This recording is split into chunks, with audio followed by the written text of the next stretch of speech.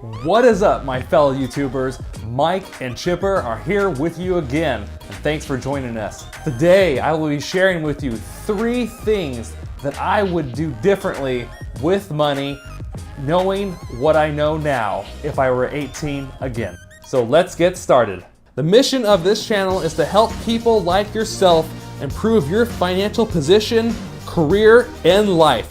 By helping you learn and better understand the subjects shown below, we teach information that will help you live your life uncaged. My brother-in-law, who recently just turned 22, asked me that question just the other day of what would I do differently with money if I were his age again. Kind of a tough question, right? As you guys are watching this video, be thinking about what would you do differently with money if you were 18 years old again, or even 20 years old. I would love to hear what you guys think. Let me know in the comment section down below. So when my brother-in-law asked me that question, I answered him, but I really don't feel like I did a good job answering that question. In fact, I kind of felt blindsided by it, really.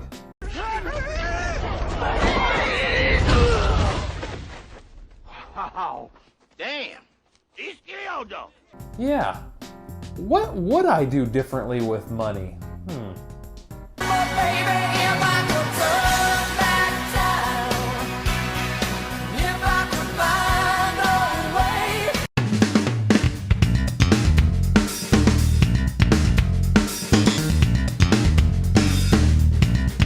I would not have purchased a new car. This is one of the dumbest things I did when I was younger, and I purchased the new car when I was around 18 or 19 years old. So in March of 2007, I needed a car. So I ended up buying a brand new $18,000 Toyota Corolla. Monthly payment of like $315 a month and a 7% interest rate. Well, that payment of like $315 a month is like half my income. So during this time when I purchased this new car, I was going to school. And if you know me, I hate, and I mean hate, having car payments. So what did I end up doing to get rid of my car payment? I decided it was a good idea to go borrow student loan money to pay off my car. I borrowed as much money from the school at 0% interest that I possibly could, and I used it to pay off my vehicle. And you guys are thinking, Mike, what's the problem? That sounds like a pretty good deal. You just took a 7% interest rate and made it a 0% interest rate. Well, actually, guys, it's pretty risky that I did that, because what I did is I took debt and I made it non-bankruptable debt, because student loan debt is non-bankruptable and there ain't no way of getting out of it. In fact, the only way to get out of student debt is to, 1, pay it off, or basically, you gotta die.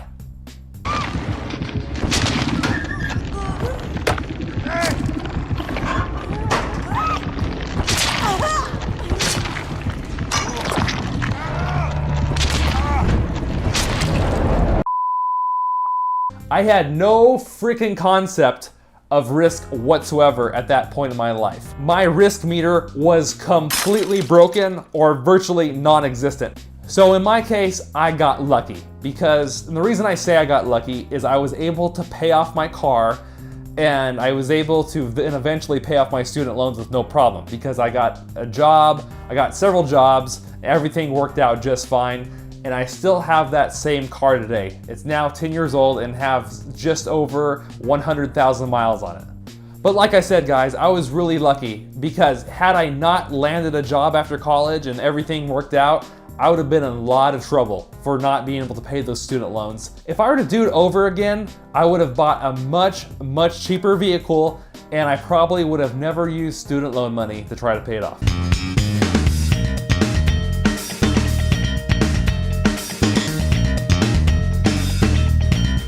Okay, this goes hand in hand with money management and risk management. And here we go again with my bad decision making around risks. So at either 18 or 19 years old, I joined this multi-level marketing business, very similar to Amway. So here I am thinking, hey, I'm in the direct sales type of business, right? Wrong. Apparently, whenever you mention the words multi-level marketing to anyone who breathes, you're in a pyramid scheme and they think you're building pyramids.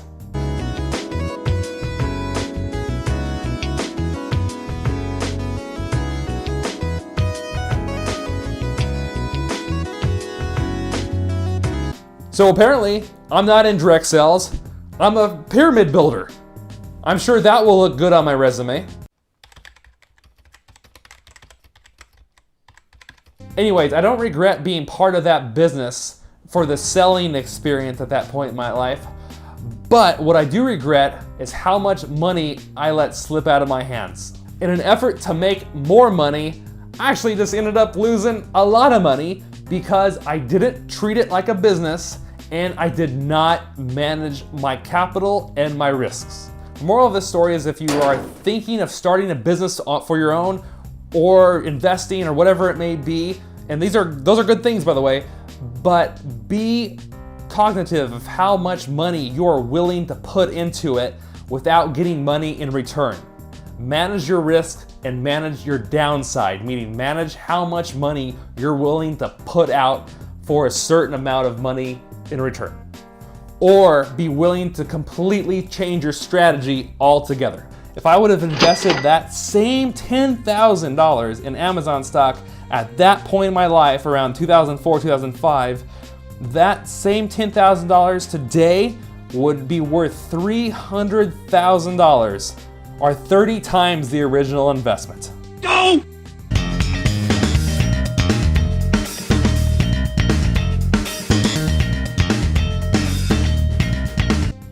Probably one of my biggest money mistakes of all at this age is I bought too much stuff I didn't need. Have you guys been on TV and seen those AM PM commercials with that Tungus guy? You know the guy I'm talking about, who's the food abomination sent from hell that represents all of the junk we as humans consume? Well, that Tungus guy represented my spending habits when I was about 20 years old. I bought too many clothes, too many video games, too many collectibles, and just too much stuff, period. 5 to 10 years later, here I am donating most of the stuff I bought that I really didn't use that much back then, and certainly no longer use now. Tungus! So learn from me, guys. So if you think about it, what I did was I literally traded my time to make money, then used that money to buy stuff. So I traded my time for stuff that I later ended up donating. Now, how dumb is that? Now, this is time that I can never get back again. If I had known that I was just gonna end up donating this stuff later on in my life, I would have never bought it at all. In fact, I would have rather walked up to the charity and said, "Take my money." So the bottom line, guys, is be very aware of what you're gonna be spending money on when you're young. Life is so much easier when you're younger. And most of us, when we're younger, we usually have more money we can spend because we're living at home, there's not as much financial pressure on us. But before you go and buy an item, think of this. The item you wanna buy, think, am I gonna be using this 6 months from now, 12 months from now, 2 years from now, 5 years from now, 10 years from now? Think about it in those terms, because you might find that yourself buying something that later on, you're just gonna get rid of anyways. And that would be a complete waste of your time. And you don't need to be trading your precious time for things that you're gonna donate or throw away anyways. Ain't nobody got time for that.